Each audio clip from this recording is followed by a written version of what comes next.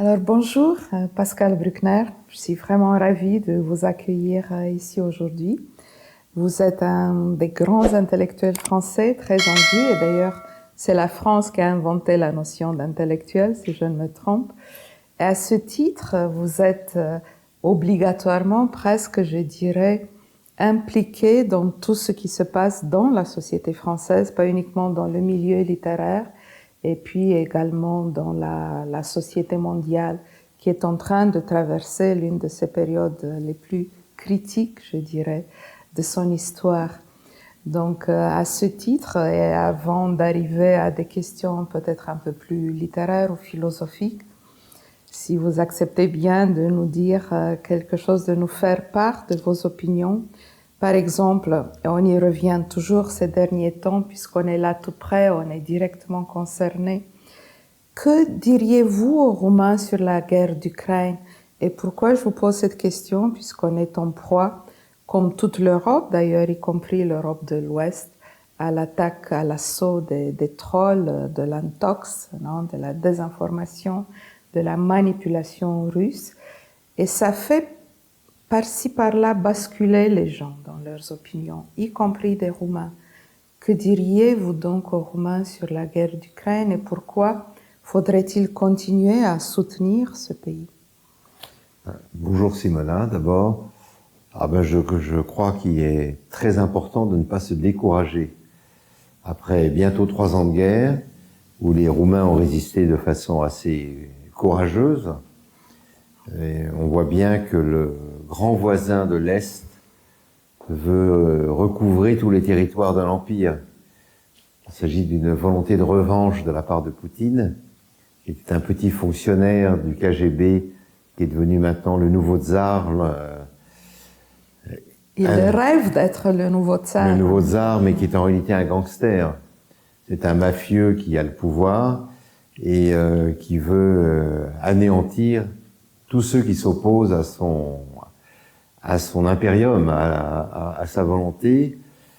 Les Moldaves, les Géorgiens, les Arméniens, et puis les Ukrainiens. Ensuite, ce sera la Roumanie, et puis ce sera les Baltes, les Polonais. Et les trolls, comme vous disiez, sont partout en France. Les Russes paralysent les hôpitaux, les services publics, le ministère de la Défense. Donc c'est un ennemi global. Je n'ai qu'un conseil à dire, mais vous le savez mieux que moi, il faut résister. La Roumanie fait partie de l'OTAN, donc est une très puissante alliance militaire. La France a plusieurs milliers de soldats ici, soit à la frontière, soit au centre de votre pays. Donc la coopération est très forte. Les missiles tombent parfois de votre côté quand ils sont tirés. Oui, ça arrive de plus en plus. Ça arrive de plus en plus. Et les Russes testent. S'ils sentent un découragement, s'ils sentent que l'opinion publique hésite, ils vont frapper encore plus fort. Et s'ils sentent qu'on résiste, ils reculeront. Donc, ça ne dépend pas simplement de la Roumanie et de la France. Le président Macron a fait, après avoir hésité pendant 2 ans, il livre des armes à l'Ukraine et du matériel militaire, mais la décision finale revient malheureusement à Washington. Oui, tout à fait. Mais est-ce qu'on pourrait parler en quelque sorte d'une espèce de défaite de la politique occidentale, puisque, autrement dit, comment est-ce que la dictature de Poutine est possible aujourd'hui et comment expliquez-vous le soutien, l'appui intérieur dont il jouit, puisqu'il y a une bonne part de la population qui le porte malgré tout? Oui, alors, pour parler de la France, que je connais le mieux, il y a 2 partis qui soutiennent Poutine. Il y a l'extrême droite, le Rassemblement national, avec Marine Le Pen, qui voit en Poutine un modèle, un nouveau parrain, au sens de la mafia, le parrain. Ouais. Et puis il y a l'extrême gauche, Jean-Luc Mélenchon, qui aime les hommes forts. Il aime Poutine, il aime Xi Jinping, il aime Castro, il aime Maduro, il aime les brutes. Et Poutine, évidemment, un modèle de violence pour nos démocraties qui sont faibles par nature, parce que la démocratie, c'est le consensus. c'est la discussion, c'est l'accord, et Poutine, c'est l'imposition d'une ligne. Et évidemment, on est triste de voir à quel point les démocraties sont désarmées face à cette explosion de force. Et même les États-Unis d'Amérique sont, à mon sens, beaucoup trop timorés. Et Biden a délivré des armes au compte-gouttes à l'Ukraine et aurait dû, dès le premier jour de l'invasion, déclarer le ciel ukrainien no-fly zone et être beaucoup plus ferme. Mais les Américains ne veulent plus se battre. Et Trump, c'est encore pire, parce que lui, carrément, il donne l'Ukraine, il donnerait la Moldavie, il donnerait toute l'Europe de l'Est pour son ami Poutine. Donc c'est un moment très critique pour l'Europe et pour nous. C'est vrai que les démocraties sont relativement faibles et qu'elles ont été en quelque sorte prises de court par cette force de Poutine qu'ils estimaient seuls, en grande ligne, bon, avec les quelques oligarques autour de lui, mais pas avec tout le peuple pratiquement, ou une grande partie du peuple russe derrière. Et il y a donc un équilibre qui est très instable en ce moment entre les grands principes humanitaires et la Russie, mais une bonne partie du monde se pose des questions, par exemple, comment faire pour naviguer de manière aussi déontologiquement intègre que possible, pour naviguer par exemple entre les victimes juives des abominables attentats d'Hamas de l'an dernier et la souffrance de la population des innocents de Gaza. Y a-t-il quelque part une double mesure dans les partis pris dans la politique internationale qui facilite ces dérapages? Alors d'abord, pour répondre à votre première remarque, le peuple russe n'existe pas. C'est une masse amorphe. Et les seuls Russes qui résistent, ils s'en vont. Et ça, c'est quelque chose qui a été noté par tout le monde depuis le marquis de Custine en 1835. Les Russes sont un peuple d'esclaves dont le tsar n'est jamais que l'esclave le plus couronné. Je cite à peu près. Il y a eu ensuite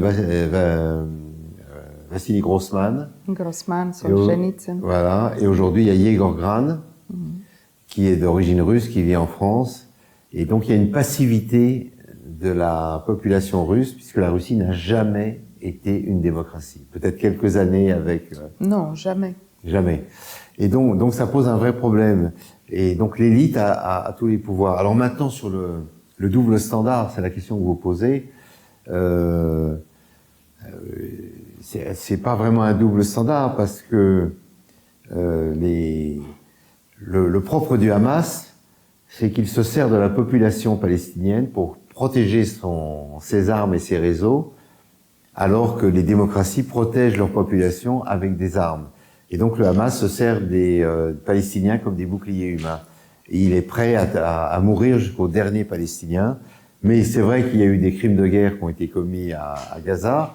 La situation des Gazaouis est terrible.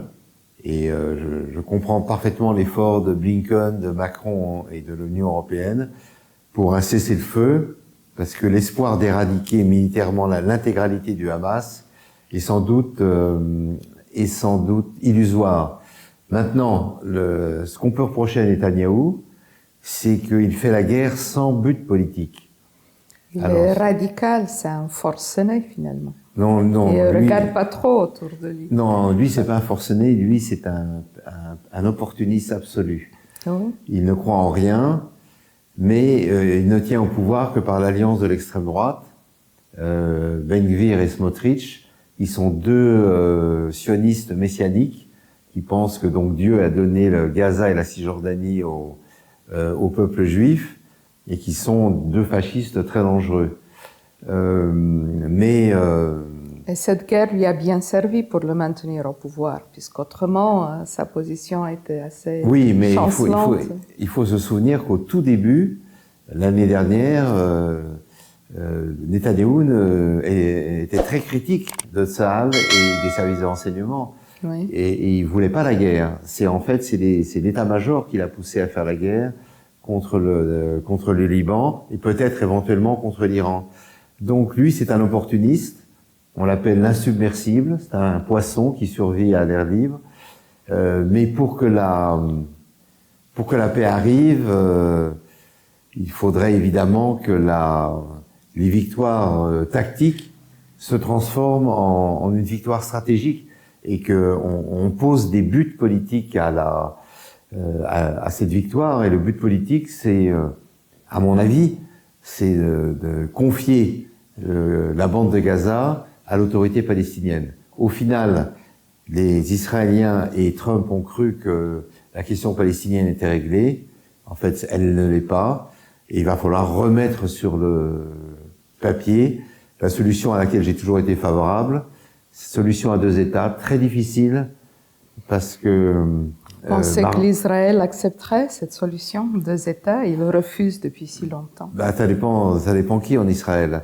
Mais de toute façon, les Palestiniens sont là, et à moins de les chasser vers la Jordanie d'un côté ou vers l'Égypte de l'autre, ce dont ni la Jordanie ni l'Égypte ne veulent, il va falloir traiter avec eux. Donc, le plus dur reste à faire sur le plan politique, diplomatique, administratif.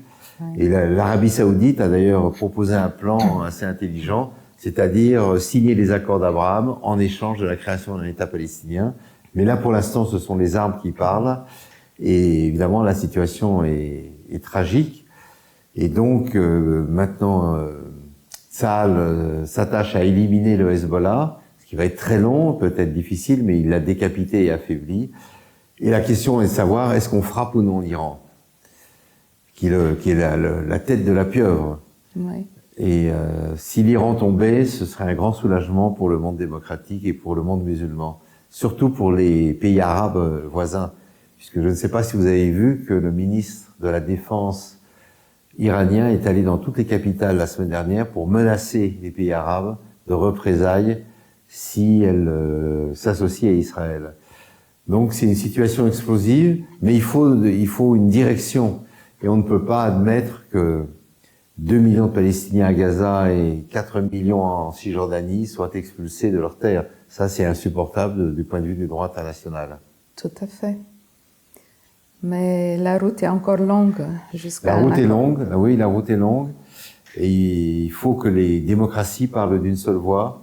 Et avec clarté, les démocraties et les pays arabes, l'Égypte, la Jordanie, les Émirats arabes unis, qui eux sont très anti-iraniens et détestent le Hamas et le Hezbollah. Parce que ça, c'est aussi une chose qu'il faut bien souligner. Les meilleurs alliés d'Israël aujourd'hui, c'est l'Arabie Saoudite, c'est l'Égypte, c'est la Jordanie, qui ne veulent plus de l'islam radical.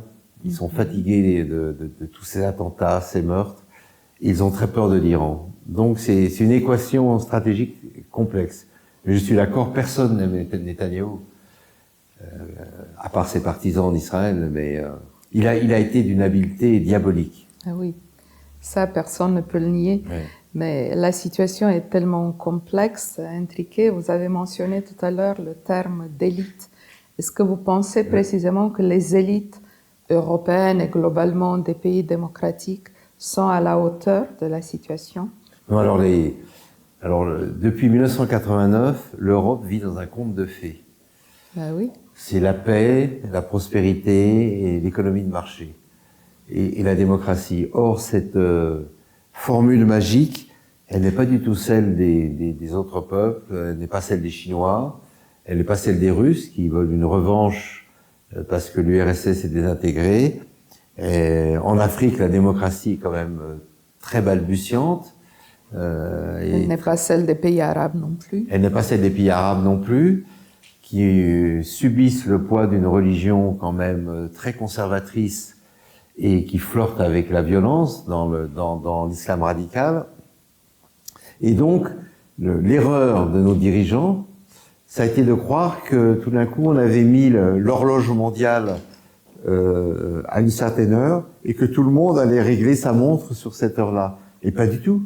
C'est pas du tout ce qui s'est passé. Et il y a eu un leurre, un effet de dissimulation qui fait qu'on n'a pas compris les tensions qui montaient dans le monde arabo-musulman, la haine de l'Occident, de ses libertés. Il y a eu le 9 septembre 2001, Et puis en Russie, Poutine n'a jamais caché son intention de vengeance.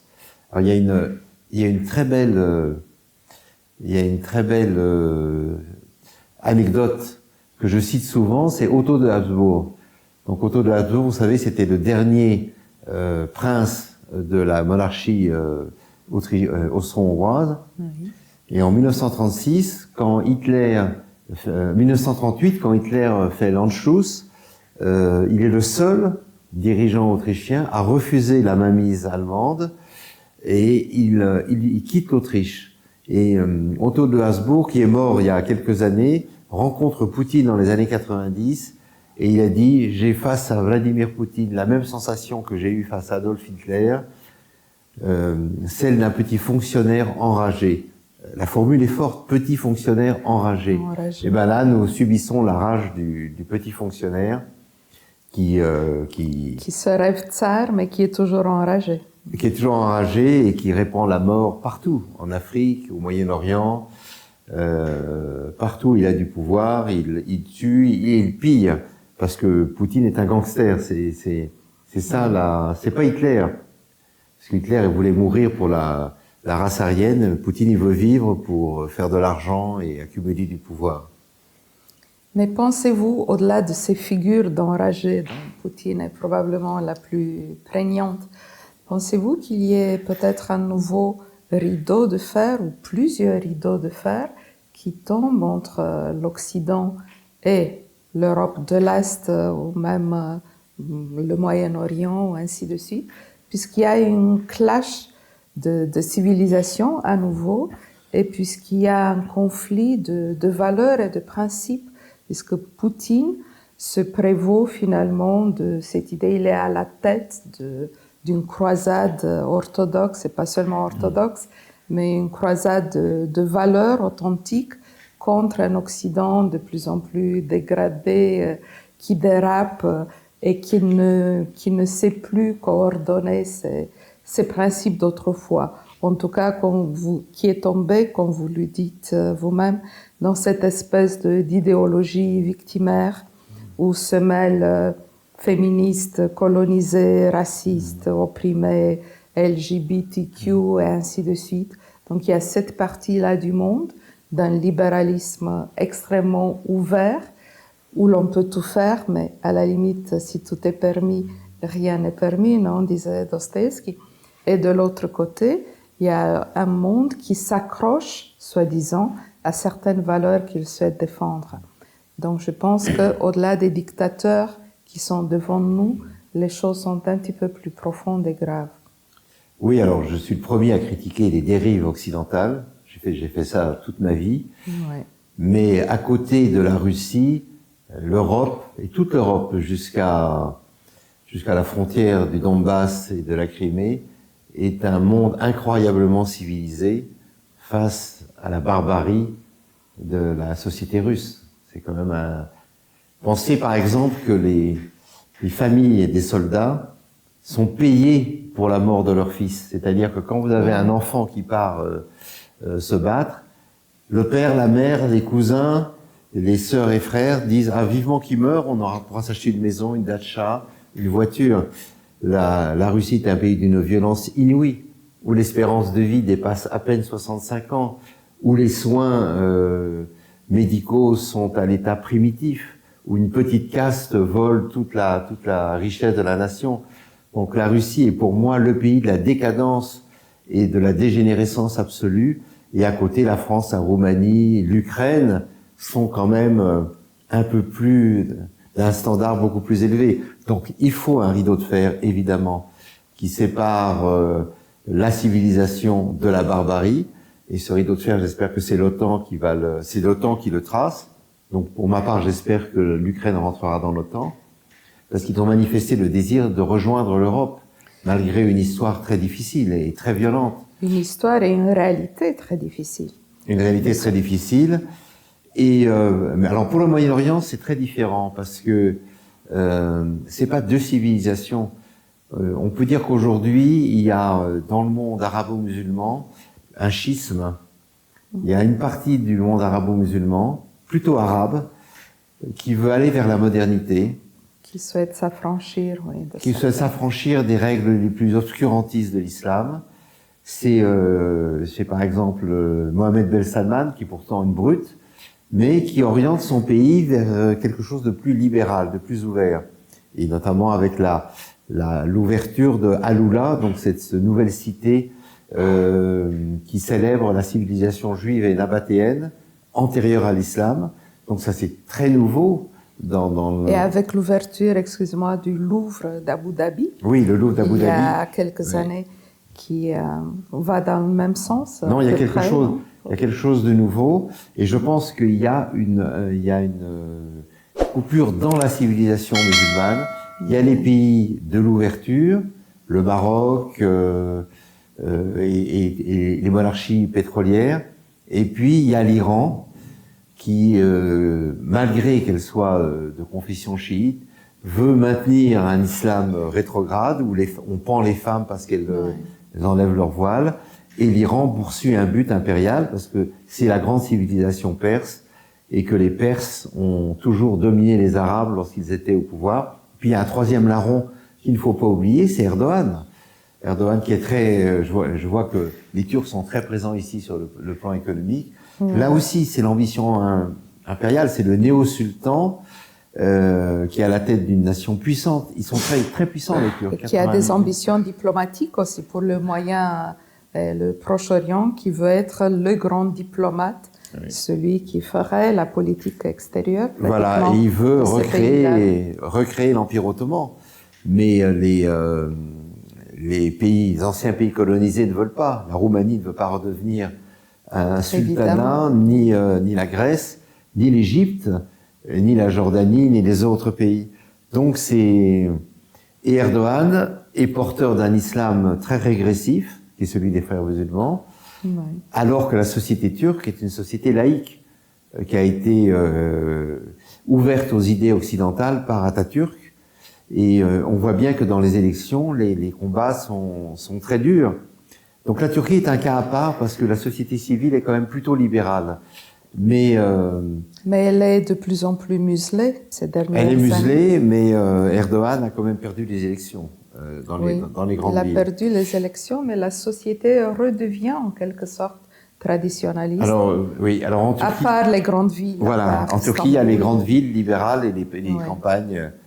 Donc c'est ce combat entre un islam régressif et radical et un islam ouvert qui va aussi déterminer l'avenir de la région.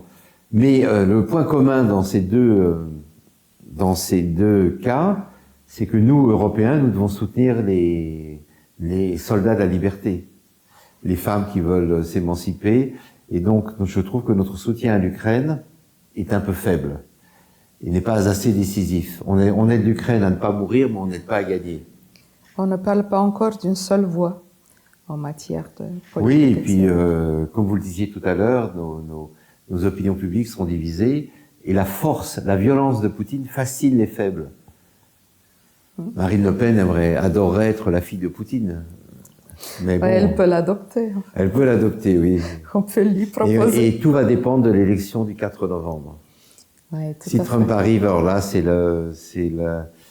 la mèche qui va allumer le baril de poudre.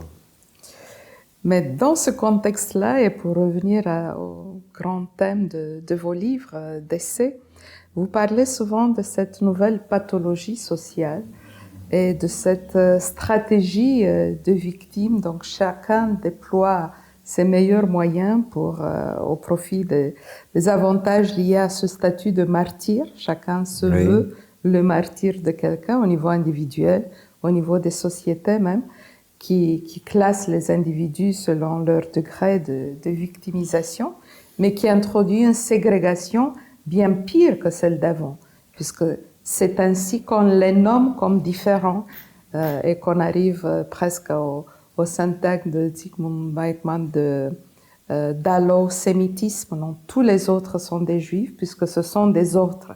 On voit l'autre dans tous les autres, qu'ils soient juifs ou pas.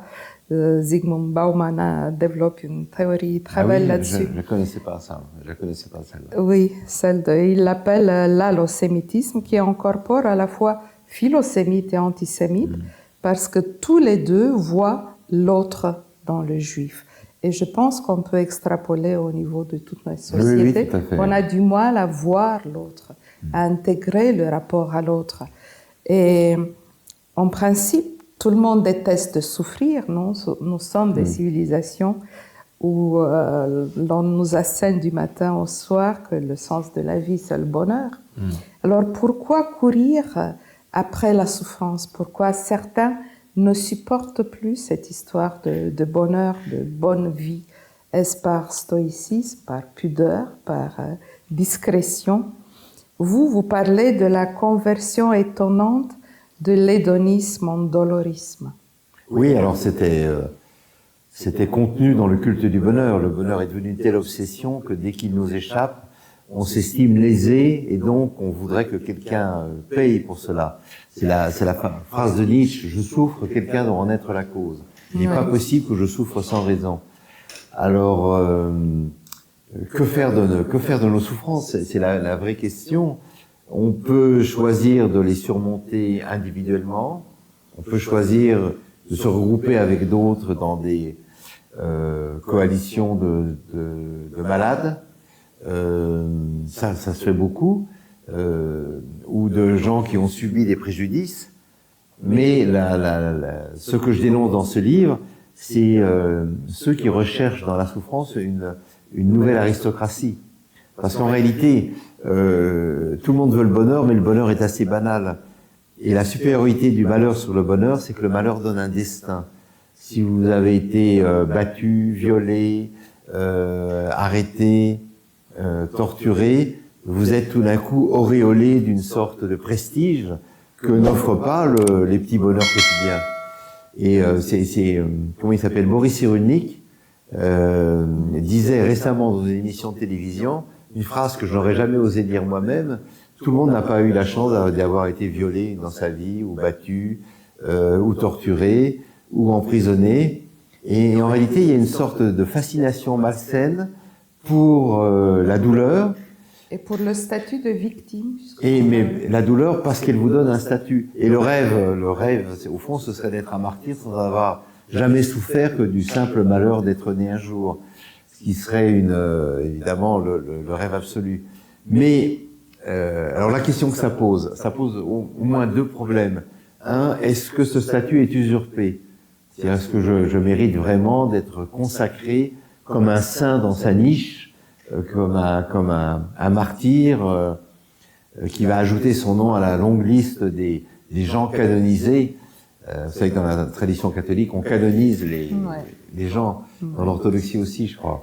Et la deuxième chose, c'est est-ce que en entrant dans l'habit du martyr, on échappe vraiment au malheur, ou est-ce qu'au contraire, on ne risque pas de s'y enfoncer encore plus?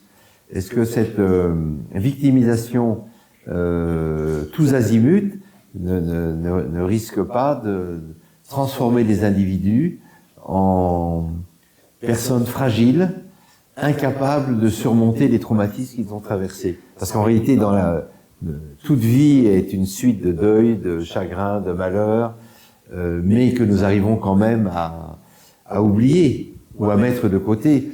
Si on vous dit tu as été agressé sexuellement, tu as été violé, donc plus jamais tu ne pourras rire, plus jamais tu ne verras la lumière du soleil, plus jamais tu ne pourras embrasser tes enfants, tu es marqué à vie comme un peu le sceau de Caïn, c'est quand même une humanité de sous-homme ou de sous-femme. Et il manque à cette idéologie, justement, ce que vous évoquiez tout à l'heure, le stoïcisme. C'est-à-dire cette capacité à prendre sur soi et à puiser des forces dans l'adversité. Mais c'est pour ça que je conteste l'idéologie victimaire. Et puis là, le troisième problème que pose le victimisme, c'est la concurrence. Et, vous parliez d'allosémitisme, et effectivement, le juif étant, qu'on le veuille ou non aujourd'hui, la figure même du paria, tout le monde veut être paria à la place du paria. Et donc, les Palestiniens sont les nouvelles victimes émissaires de l'humanité au Proche-Orient. Ça peut être les Kurdes, ça peut être les Yazidis, ça peut être les Rohingyas, ça peut être toutes sortes de peuples, ou ça peut être les Congolais ou les Soudanais. Mais c'est vrai que la vie des Africains n'est pas beaucoup considérée aujourd'hui dans le kilomètre sentimental médiatique. Mais donc c'est la loi du kilomètre carré. C'est pour ça aussi que je parlais du double standard, puisqu'il y a des choses affreuses qui se passent en Afrique et ailleurs avec des centaines de milliers de morts dont on parle presque pas, presque jamais. Au Soudan, donc depuis un an, il y a 200 000 morts, plusieurs millions de déplacés. Mais la vie d'un Africain vaut 1000 fois moins que la vie d'un Palestinien ou d'un Israélien. Qui c'est qui décide ça? Et au Congo, il y a pire encore, puisqu'au Congo, il y a une guerre qui, depuis les années 90, a fait 6 millions de morts. 6 millions de morts. Au Rwanda aussi. Il y a le Rwanda. Mais les Rwandais le Rwanda, quand même, est monté sur le podium des bonnes victimes. Ça, c'est l'intelligence de Kagame et des médias. Mais bon, voilà, c'est comme ça. La concurrence victimaire fait que, évidemment, ça ne peut pas être, il ne peut pas y avoir plusieurs peuples qui souffrent, c'est ou l'un ou l'autre. Oui. Mais vous ne pensez pas que c'est également porté par cette espèce d'idéologie contemporaine qui est très perverse puisqu'elle est insidieuse, qui est celle du politiquement correct et qui précisément tente de rassembler toutes ces catégories, de ségréguer de toutes sortes, non, les féministes, les colonisés, les racisés, les opprimés de tous bords, mais finalement les excès, comme on sait, ne favorisent pas la cause défendue. Au contraire, ils conduisent à une antagonisation générale de la société, à une méfiance globale les uns vis-à-vis des autres. On n'est pas plus heureux depuis qu'on prend en compte chaque déprimé de la Terre. Au contraire, même, on vit de plus en plus, je crois, dans une rhétorique guerrière qui a renversé le progressisme en obscurantisme, vous le dites aussi. À quoi bon donc de s'occuper de chaque catégorie infortunée le long de l'histoire, si ce n'est que pour la ghettoiser davantage, en la montrant du bout du doigt? Oui, non, vous avez tout dit. Et je pense que on s'est réjoui de la chute du communisme, on a eu raison, parce que le communisme, c'était l'oppression, la prison des peuples. Mais ce qu'on n'a pas compris, c'est que la disparition de la figure centrale de la classe ouvrière comme classe rédemptrice, presque une figure christique qui allait racheter l'humanité, c'est payé par l'éparpillement des minorités souffrantes, donc LGBTQI, les féministes, les racisés, les colonisés, qui sont devenus au fait les nouveaux porte-parole de la souffrance humaine. Et donc le propre de ces minorités, c'est qu'elles sont victimes de naissance. C'est-à-dire qu'il y a transmission héréditaire du statut de victime et du statut de bourreau. Qu'elles cultivent par la suite. Et qu'elles cultivent par la suite.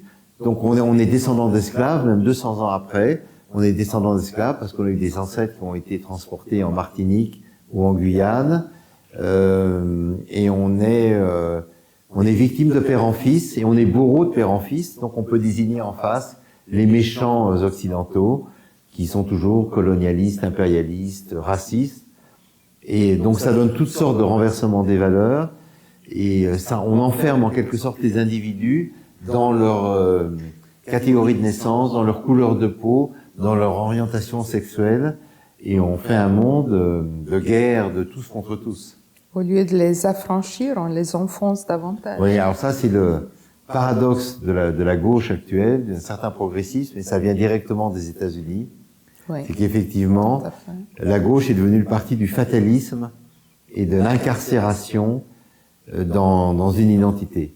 Et ce qui devait nous émanciper nous enferme, et ça, je pense que c'est un des effets les plus terribles d'un contresens politique. C'est pour ça que je parlais de perversité, en effet. Oui, oui. Et y a-t-il une possibilité de préparer psychologiquement les jeunes générations à ce milieu-là paradoxal, mais extrêmement lourd à porter? Y a-t-il des pistes de réflexion à leur donner?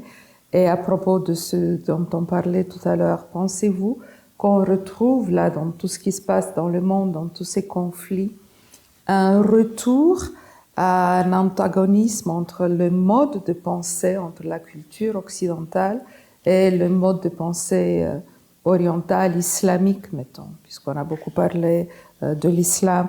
Donc les causes profondes de ce qui se passe sur le terrain de ces guerres, est-il à nouveau à chercher dans une mésentente profonde entre deux types de pensée, deux types de modes de vie, de conception de la vie? Oui, alors il y a deux questions dans la oui. vôtre. La première, pour la jeunesse, eh ben, il faut lui expliquer, il faut clarifier, il faut faire un travail pédagogique constant et patient. Donc ça, c'est quand même le travail des enseignants, dès les petites classes. Et il faut aussi rendre la jeunesse fière de sa culture, parce que un des mauvais aspects de l'Europe, surtout l'Europe occidentale, c'est la haine de soi. C'est on bat sa coulpe en permanence parce qu'on a été colonialiste, impérialiste, etc. Ce qui n'est pas le cas de l'Europe. Et on est fier de le faire. Ouais. Ça, c'est le premier point. Et deuxième point, sur une jeunesse déboussolée, comme elle l'est un peu partout, les principes de l'islam radical ont un effet curatif. C'est-à-dire qu'on voit des jeunes gens révoltés contre leurs parents, la société, l'État, le pouvoir, se prosterner devant un imam ou un cheikh quelconque qui va leur demander d'aller mourir au nom d'Allah. Et donc qui trouve une motivation dans cette mission. Oui, oui, là, voilà. Leur faut une mission forte. Voilà, donc les sociétés occidentales sont ressenties comme faibles. Oui, comme faibles, parce que c'est les sociétés de la liberté. Et donc, ils laissent le choix à chacun. Et donc, la recherche d'une liberté absolue chez ces jeunes gens, hommes ou femmes, se transforme en choix d'esclavage absolu pour une idéologie nihiliste et mortifère. Mais à l'intérieur du monde musulman, j'insiste là-dessus, il y a aujourd'hui une coupure très forte entre une jeunesse qui veut s'amuser, qui veut vivre, qui veut choisir, et surtout puisqu'elle a accès aux réseaux sociaux, aux informations qui l'informent sur autre chose. Et dans le monde arabo-musulman, l'éducation aujourd'hui profite aux femmes. Les femmes sont plus éduquées que les hommes, elles ont plus de diplômes. Et donc ils ont beau avoir une idéologie encore rétrograde, et vouloir les garder à la maison ou les couvrir, petit à petit elles ont acquis les moyens de leur émancipation. Et ça c'est un progrès. Donc la coupure ne passe pas entre l'Occident et l'Orient, elle passe dans chaque bloc entre les modernité et tradition. Entre modernité et tradition, entre les gens émancipés et les gens qui voient la liberté comme un fardeau trop lourd à porter, qui sont prêts à l'abandonner à une idéologie, un fanatisme précis ou un religieux emporté par la fièvre du meurtre et de la décapitation au nom de Dieu. Vous avez parlé de culpabilité pour nous rapprocher un petit peu de la littérature. D'où vient, je vous demanderai, d'où vient cette fascination des deux guerres mondiales, de la Shoah dans le roman contemporain? S'agit-il quelque part de ce même sentiment de culpabilité? Que détermine ce besoin de ressasser un drame indiscutable, mais qu'on n'a pas vécu? Alors, vous savez, il y a 15 ans, je crois, Andreas Schifrin, qui est un grand éditeur américain, a dit à son board, à son comité éditorial, « No more Nazi books ». Et dès l'année suivante, il y a eu plein de Nazi books. Plein de Nazi books. Et en France, il y a eu le phénomène des bienveillantes avec Jonathan Little, qui a vendu à 600 000 exemplaires. Et aujourd'hui, en réalité, on ne sort pas de cette période pour plusieurs raisons. Première et deuxième, seconde guerre mondiale. Oui, oui. Les deux sont exploités littérairement. Alors pour la France, il y a une explication très simple. Ouais. C'est la honte. La honte de l'occupation. Ouais. En 1914, les Allemands sont arrivés à 80 km de Paris. La grosse Bertha tirait à boulet rouge sur la capitale. En 1870, on avait été battus. Et donc, une partie de la France a été occupée. On a senti passer le boulet de la défaite. Et en 1940, on a été vaincu, on a été occupé. Une partie de la population a résisté, une autre a collaboré.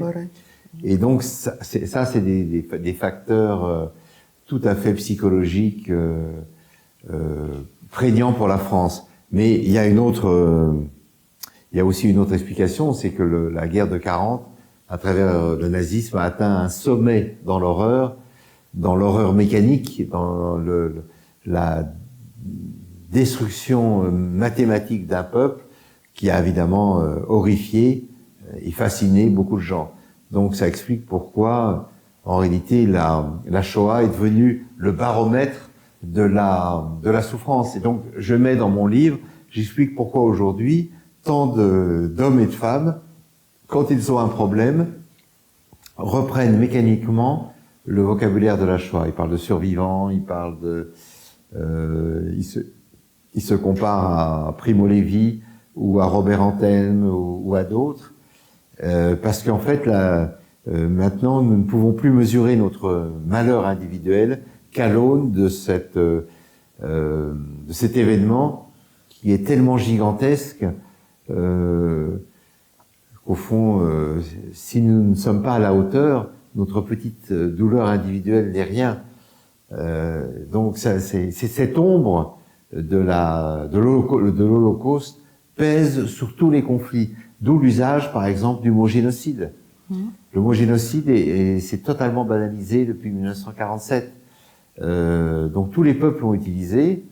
Je parlais tout à l'heure des Rohingyas, des Ouïghours, des Kurdes, les Yazidis, les Arméniens. Les Arméniens à juste titre, mais les Afro-Américains expliquent que l'esclavage a été le plus grand génocide de l'histoire de l'humanité et qu'au fond les 6 millions de Juifs c'est pas grand-chose. Et aujourd'hui, c'est les Palestiniens qui pensent qu'à Gaza il y a eu un génocide.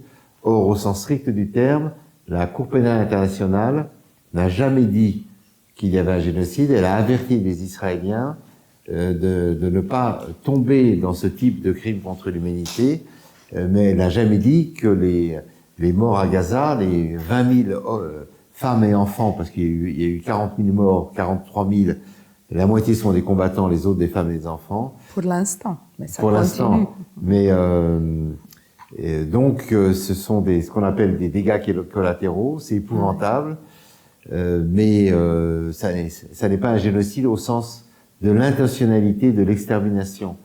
Mais effectivement, si vous pouvez expliquer que votre souffrance ressort du génocide, alors vous êtes en quelque sorte sauvé. Vous êtes sauvé, ça y est, vous avez... Ça avait le prix Goncourt de la victime. Ben, un peu, ou le prix Nobel. Alors ça ne veut pas dire qu'il ne faut rien faire, ça ne veut pas dire que ces malheureux ont payé un prix terrible.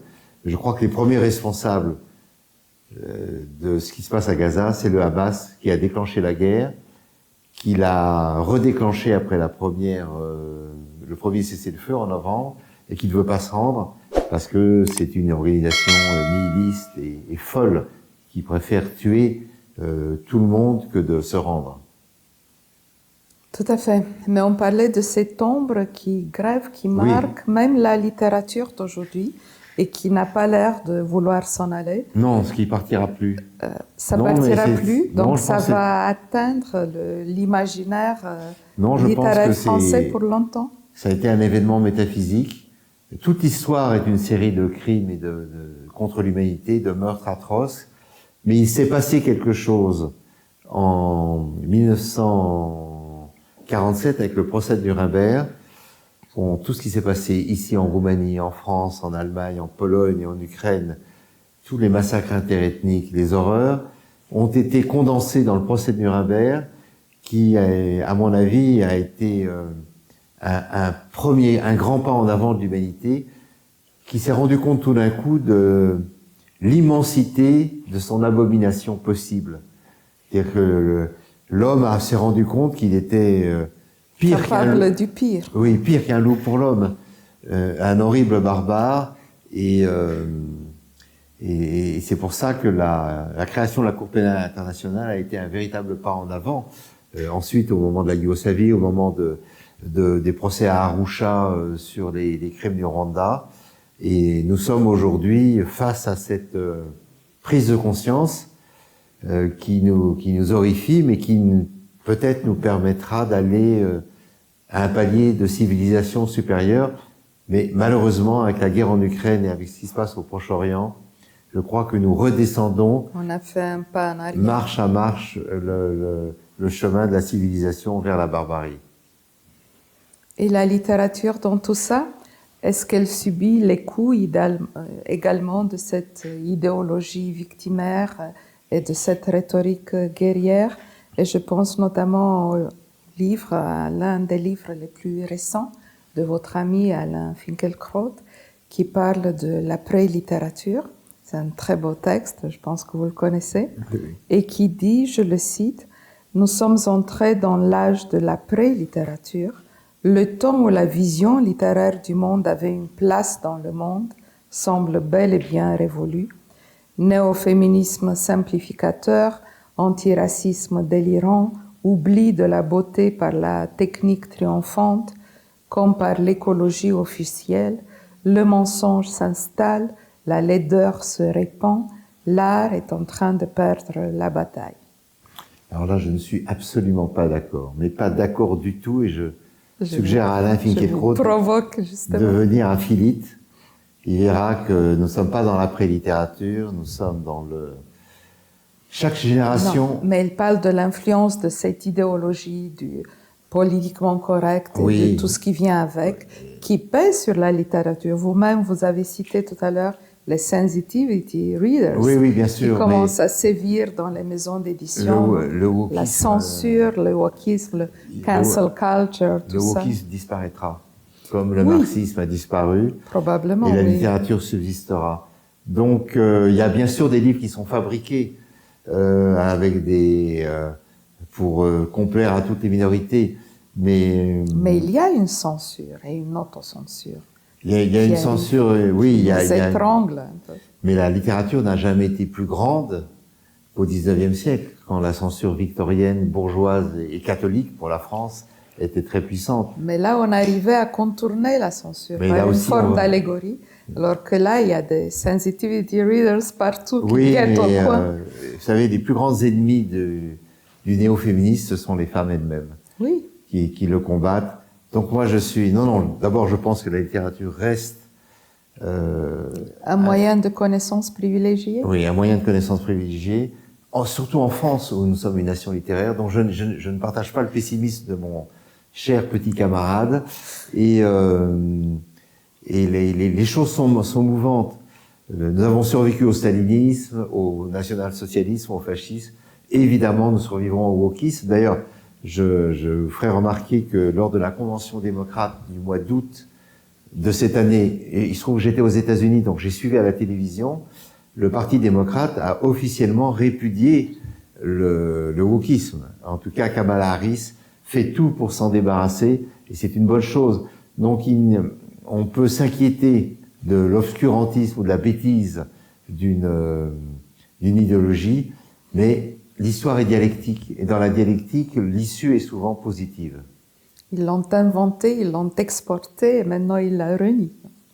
Maintenant, ils la récusent, et nous, comme des moutons dociles, nous l'adoptons. Nous l'avons adopté, on est encore dans la phase d'adoption. Voilà, l'Europe est toujours 10 ans en retard, mais non, je pense que le vrai danger n'est pas dans le wokisme, le vrai danger est dans la faiblesse congénitale des démocraties, allergiques à la guerre et à la violence, après avoir cru pendant 70 ans que les ténèbres étaient derrière nous. Non, malheureusement, les ténèbres, ils sont là aujourd'hui, ils sont à la frontière, là, à quelques centaines de kilomètres. Ils sont en nous aussi. Ils sont en nous, mais nous avons aussi de la lumière, qui est la lumière de la culture, de l'intelligence, du dialogue, de la démocratie. Et donc, nous devons nous donner les moyens de résister à cette barbarie qui est à nos frontières, et à la frontière de la Roumanie encore beaucoup, et de l'Ukraine beaucoup plus qu'à la frontière française.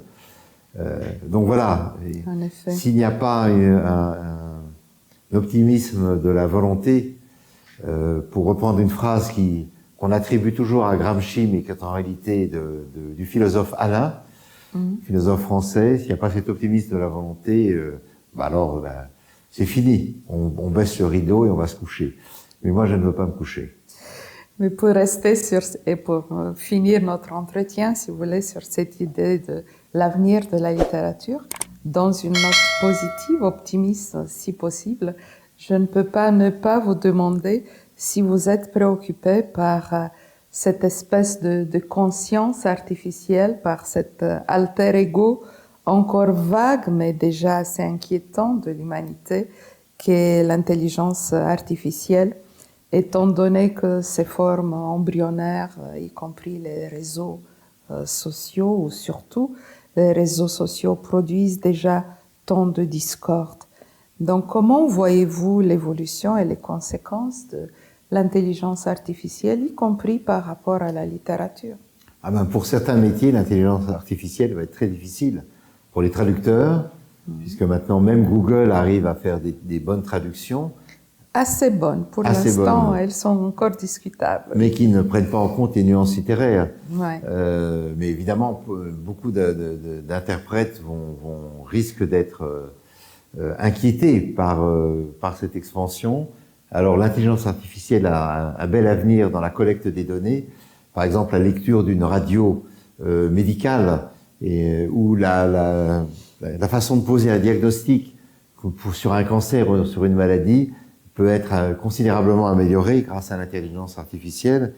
Mais ce sont les côtés positifs de l'intelligence artificielle. Oui, alors, mais il y a l'autre versant également. Oui, alors beaucoup de gens rééditent le mythe de Frankenstein, c'est-à-dire la créature qui échappe à son créateur. Il y a beaucoup de scientifiques qui mettent en garde contre ça, exactement. Scientifiques de haut niveau. Alors il y a Yuval Harari qui, entre autres, mais qui n'est pas scientifique, qui est un vulgarisateur. Oui, il y a une discussion très intéressante entre les prix Nobel de cette année et Sam Altman. Vous avez vu qu'ils ont violemment critiqué Sam Altman. Donc effectivement, est-ce que nous allons donner lieu à une créature qui demain pourra nous diriger? C'était déjà là, souvenez-vous, il y a 20 ans, Matrix. C'était déjà exactement la même problématique. On est un peu dans Matrix, on est entré dedans. D'ailleurs, il y a des physiciens qui disent que nous sommes un programme d'ordinateur qui roule.